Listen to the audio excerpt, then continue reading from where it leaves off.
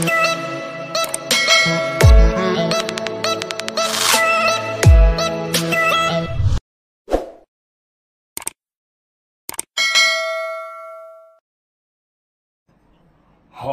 Welcome to my channel. At kung bago ka lang dito ay huwag kalimutang mag-subscribe at pindutin lang ang notification bell para lagi kayong updated sa aking mga bagong math tutorial videos.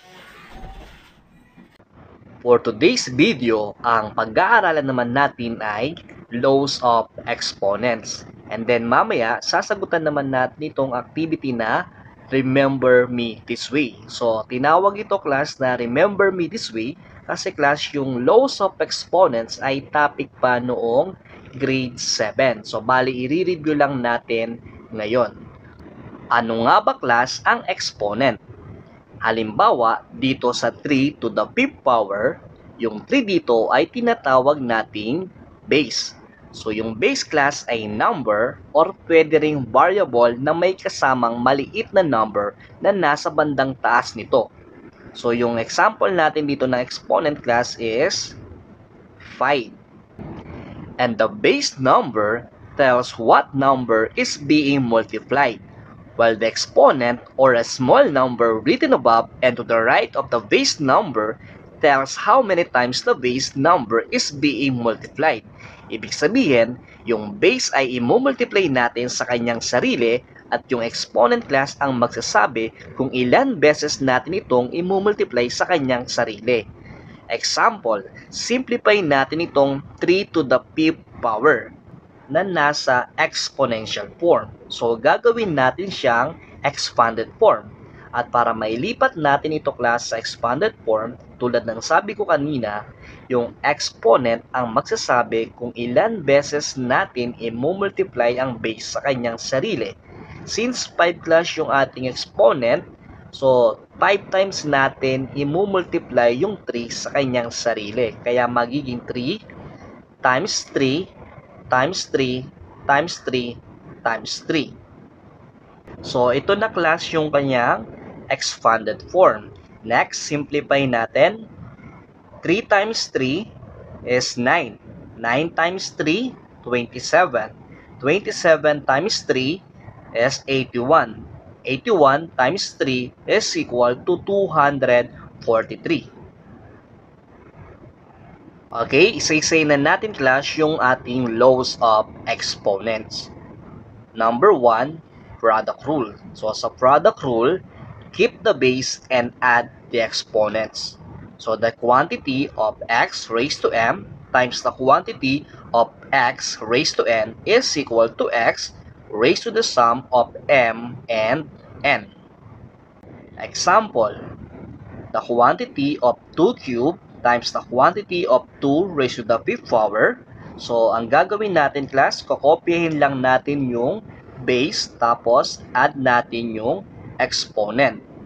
So, 3 plus 5 is equal to 8. Kaya po, naging 2 raised to the 8th power. Then, simplify natin, 2 raised to the 8th power is equal to 256. Number 2, quotient rule. So, quotient rule, keep the base and subtract the exponents. The quantity of x raised to m divided by x raised to n is equal to x raised to the difference of m and n. Example, 2 raised to the 7th power divided by 2 raised to the 3rd power. So, kokopyahin lang ulit natin class yung base. Tapos, subtract naman natin yung exponent. So, 2 raised to 7 minus 3. So, 7 minus 3 is 4. Kaya po naging 2 raised to the 4th power. And 2 raised to the 4th power is 16. Next, number 3, power of a power. So, sa power of a power, keep the base and multiply the exponents. Example, the quantity of 2 cubed raised to the 2nd power. Sabi nga dito class, keep the base and multiply the exponents. So, ibig sabihin, kokopyahin lang natin ulit yung base. Pagkatapos, i-multiply naman natin yung ating dalawang exponent. So, 3 times 2 is equal to 6. Kaya po magiging 2 raised to the 6th power.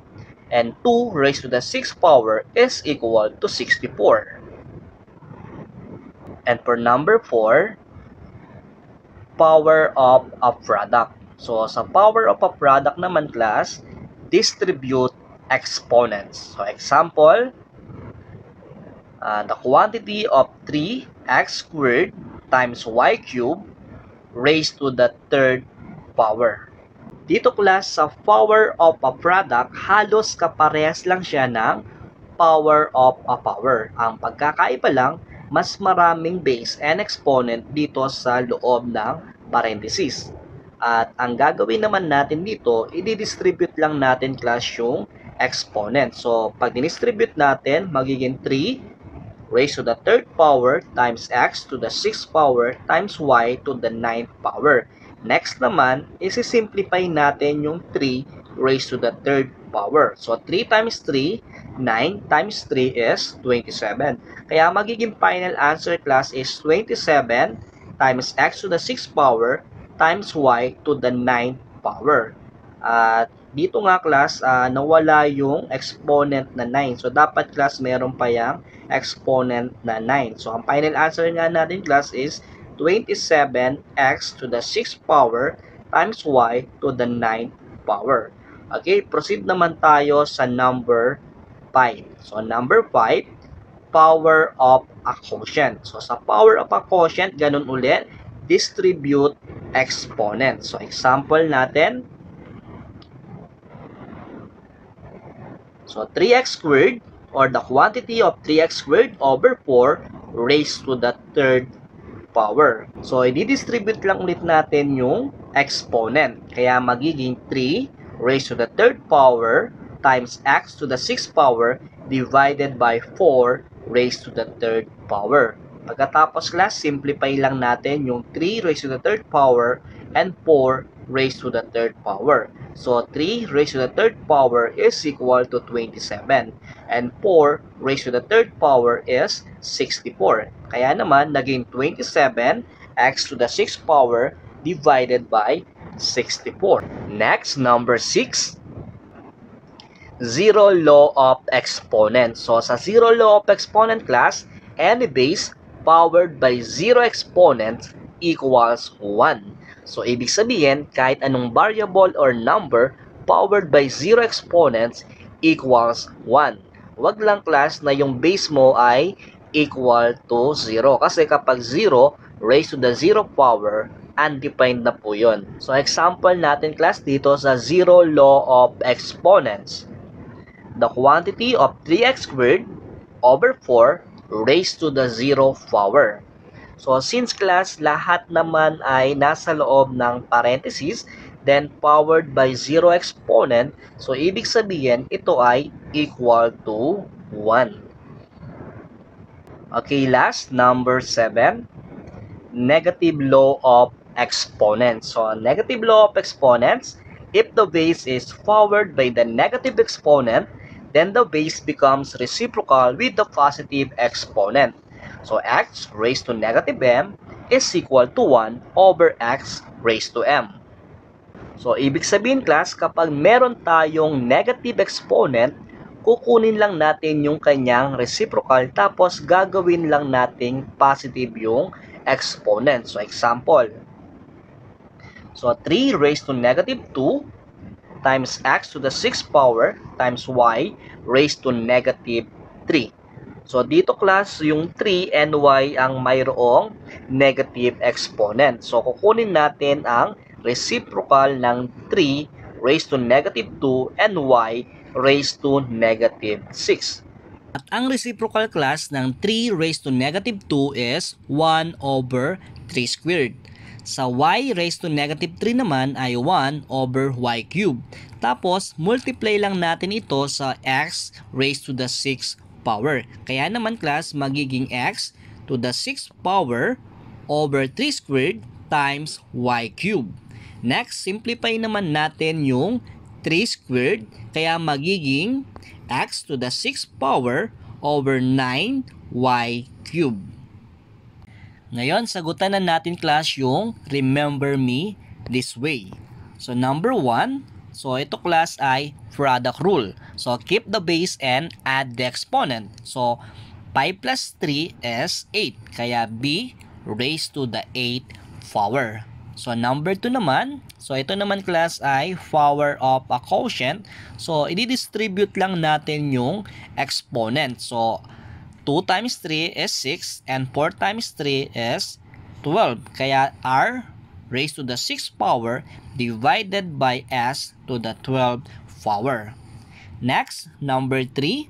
So sa number 3 class, multiply lang natin 3 times yung negative 2 sa kanyang sarili. So negative 2 times negative 2 is positive 4. Then positive 4 times negative 2 is equal to negative 8.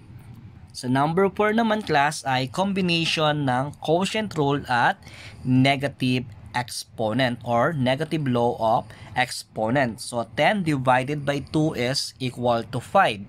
And m squared over m to the 10th power, sasubtract natin class yung exponent. So 2 minus 10 is equal to negative 8. Kaya magiging 5 times m raised to negative 8. Then apply natin class yung negative law of exponent. Kukunin natin yung reciprocal. Magiging 1 over m to the 8th power multiply sa 5. Kaya po magiging 5 over m to the 8th power.